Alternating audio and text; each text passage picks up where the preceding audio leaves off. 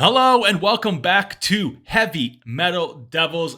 Danny here, and this is the match preview for Manchester United versus Wolverhampton Wanderers, or we just call them Wolves. This is our home opener as well as our first game of the season. It is amazing to have our first game of the season be at home. It's going to be a raucous crowd, though prepare for a few protests to happen. I'm expecting quite a large protest against the Glazers at this Wolves game because we all know they haven't sold the club yet. They haven't even said anything for what's going on 2 to 3 months now. So expect loads of protests and Glazer out chants to be happening, and it needs to happen because it's getting ridiculous. But anyway, let's move on to this match preview. So we all know since Wolves have come up from the championship, we've kind of always struggled against them. Loads of 0-0s, 1-1s, and if we do win, it's never like a blowout win. It's always like a 1-0. Always a boring game, in my opinion. It always tends to be a boring game, but I think this one could wind up way differently than our previous matches against Wolves. And here is why. Multiple reasons, actually.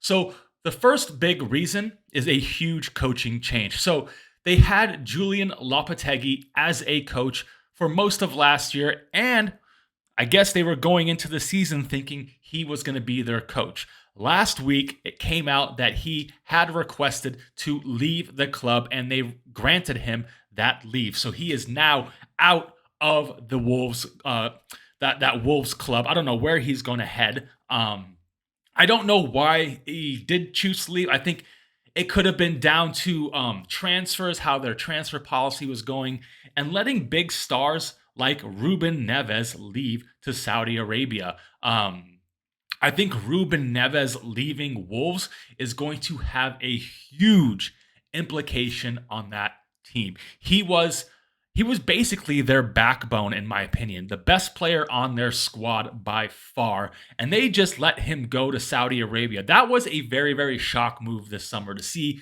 a person who is, I believe, 24 years old, though he looks like he's 34 years old, going to Saudi Arabia in his prime.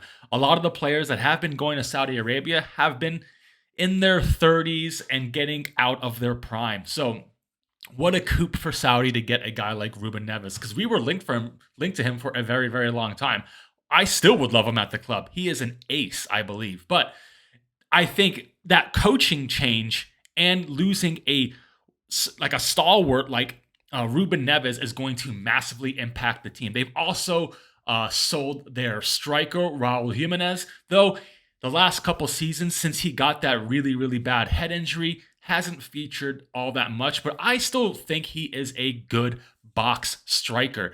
It's just I'm not sure if he's allowed to head the ball anymore, so I don't know how good can he be. But going on the lines of that coaching change, they have hired Gary O'Neill. This could be a good hire for them. And this is one thing I worry about going into this game is that new manager bounce, right? I don't believe that will be a factor, but it could be. Gary O'Neill had a very good second half of the season last year. He came in, managed Bournemouth, kept them up, which no one thought was going to happen. They actually had Bournemouth playing very well. And then out of nowhere, Bournemouth decided to sack him. I have no idea why, and hire, I think, a guy from Spain or Italy. I can't remember. But yeah. So Gary O'Neill, a decent coach, actually was in that coach of the year running last year. So he might be able to do bits with Wolves. They've got some potent players like Adama Traore, though he's fast as lightning, but couldn't hit a barn door in my opinion. But he is fast, and we've got to watch out for Wolves on the transition. That's what they're going to be all about: sitting back, hitting that ball up, letting like a guy like Traore use his pace to get behind our line and maybe score a goal. I don't think there's going to be a lot of dimension to how Wolves play. It's just basically making sure we have our offside trap set and we can't let Adama Traore run that show. He has done that in the past, but we cannot allow it anymore. Luckily, I believe our midfield is a bit more solid than it used to be. I remember, I think it was like a year or two ago, I remember this run from Traore and he just like pushed Fred away. I mean, Adama is a massive dude. Like, I think I'm fairly decently built, but this dude is a monster for a footballer. He shoved Fred off the pitch like it was nothing in full stride. I was impressed. I was like, I want to sign him just for that. But like I said, very pacey, a decent dribbler, but cannot shoot for the life of him. So we just got to lock him down and make sure he doesn't really do much. So yeah, I'm not expecting a whole lot from Wolves. I believe they'll still be learning Gary O'Neill's system. So I think it might be a few weeks until they get that down. But I do have them. If you watched my Premier League predictions, I had Wolves in the bottom three, and I'm going to keep them there. So yeah, that's Wolves. I'm not expecting a whole lot. I just expect loads of counter-attack play with Adama Traore, but we'll see what happens. No one really knows what's going on with Wolves at the moment. I haven't seen anything from preseason. So it'll be my first time watching them since last year on Monday. But anyway, let's talk about Manchester United. So we all know the news that Rasmus Højlund is injured at the moment. Back injury. Doesn't look crazy. I think it's all precautionary. He's going to be out for, I believe, the first couple of games, but we'll be back towards the end of this month. So don't get too worried there. So we'll have to make a few adjustments in that team. And, whoa, don't forget, we've got some other new signings that are set to feature. We've got Mason Mount coming.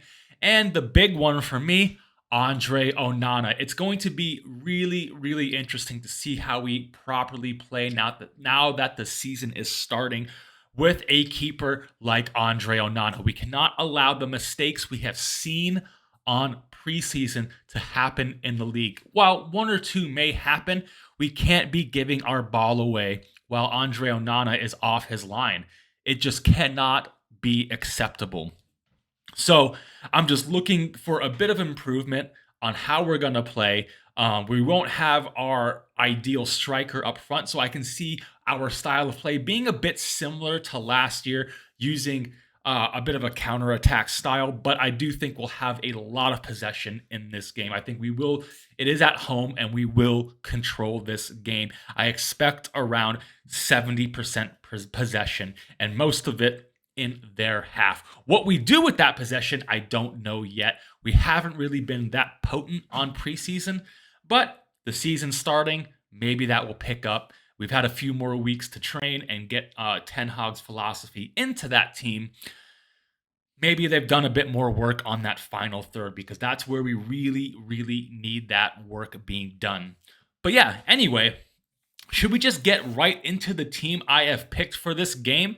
It is kind of self-pickable, if that's even a word, but let's go into it anyway. So at the back, obviously, this is going to be the home Premier League debut for Andre Onana. I'm looking for him to be chipping out passes left and right, barking orders, and hopefully not getting chipped again. But I am so excited to finally watch this dude in action in the Premier League, not a preseason game.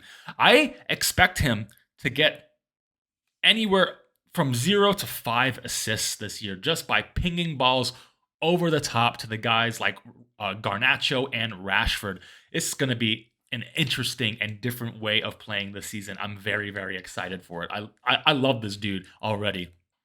Anyway, let's keep going. Right back, I've got Aaron Wan-Bissaka. I don't think Diogo Dalot has really cemented himself on that preseason tour as our number one, especially with that mistake he made against Lens last week. You just cannot gift the ball away like that in our half when we have a new goalkeeper like this who plays a lot off his line. Things like that cannot happen. So he's going to have to play his way back into the team, I believe. So I've got Aaron Wan-Bissaka. Then I think the rest of the backline just picks itself. Rafael Varane, Martinez, and Luke Shaw. Tyrell Malacia, I think, is still injured. I don't know when he'll be back. So we've got Luke Shaw there. He's our starting left back anyway.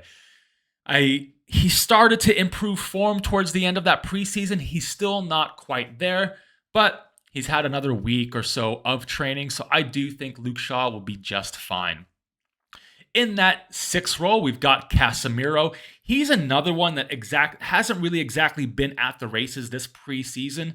And it was similar to last year. It took him about 5 games to really get going. I hope that's not the case this season. I hope he is ready to go. But the Wolves could be a good team for him to get moving. If he's not having his best game, this might be an okay game for that. But he needs to get moving. His legs haven't really been there this whole preseason. But like I said, it's been another week or 10 days or so. So he's had a lot of time to improve that. So yeah, Casemiro in the 6. Then we've got the debut of Mason Mount in the 8 role. Another guy who hasn't exactly lit up preseason, but if you really watch him closely, has been an integral part to how we play. Amazing at the press and winning that ball back. And I expect a lot of that happening in the Wolves half on Monday. And then we got our new captain, Bruno Fernandes. Dude is an absolute G. I think he will be running the show against Wolves.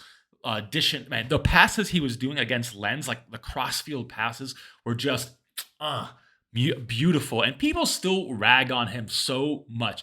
I'm not sure. I don't know why. This dude is the most creative player in the Premier League. The most chances created last year, and I believe the year before, or was like second the year before.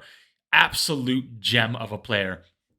Anyway, let's keep going. On the right of the attack, we've got Antony. Now, didn't start preseason out too great, but finished it fairly well with a few goals.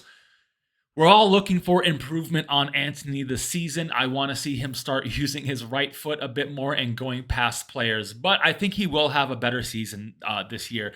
Even so, now we have a striker up front when he's back from injury. I think having a striker up front is going to improve everyone across the board. So anyway, on the left, I have Garnacho. And this dude has been so good during preseason. He was so potent against Lens, against Madrid was quite well as well. He is going to be an insane player in the coming years. This is going to be his big breakout year. I believe he had a good year last year, but I think this is going to be even better. He's going to get a lot more chances on that left-hand side. Just keep an eye out for Garnacho. He is going to light it up. I can see him being like young player of the year this year.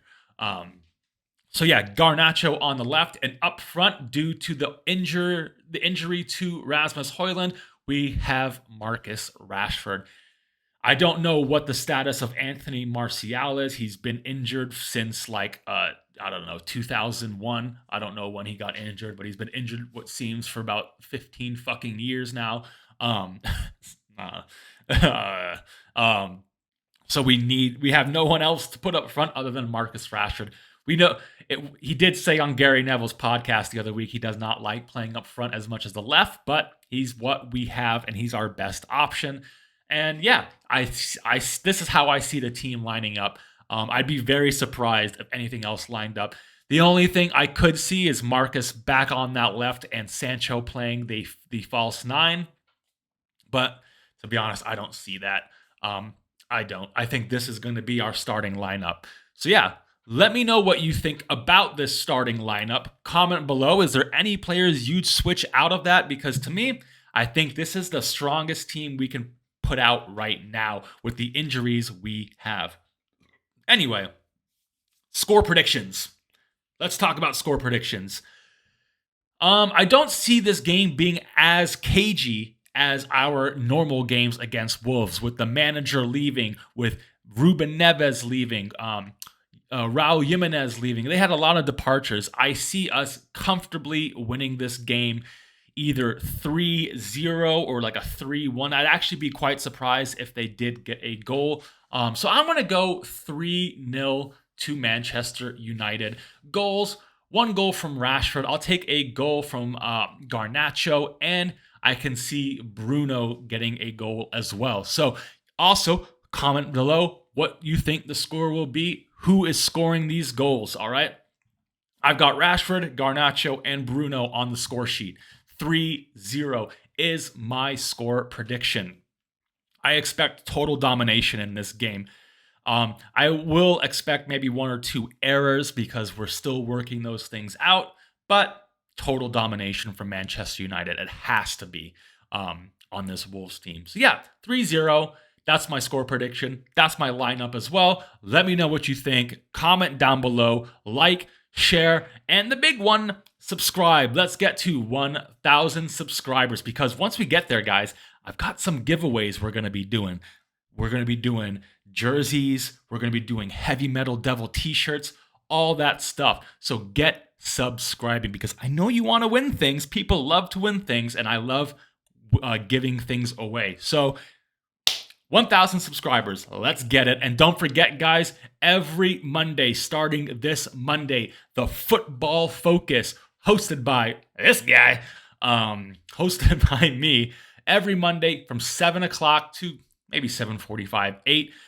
We know we play this Monday, so it will be a bit of a build up to the Wolves game, and then maybe I'll go into a watch along. I don't know. I don't know if I'm going to be doing loads of watch alongs just yet.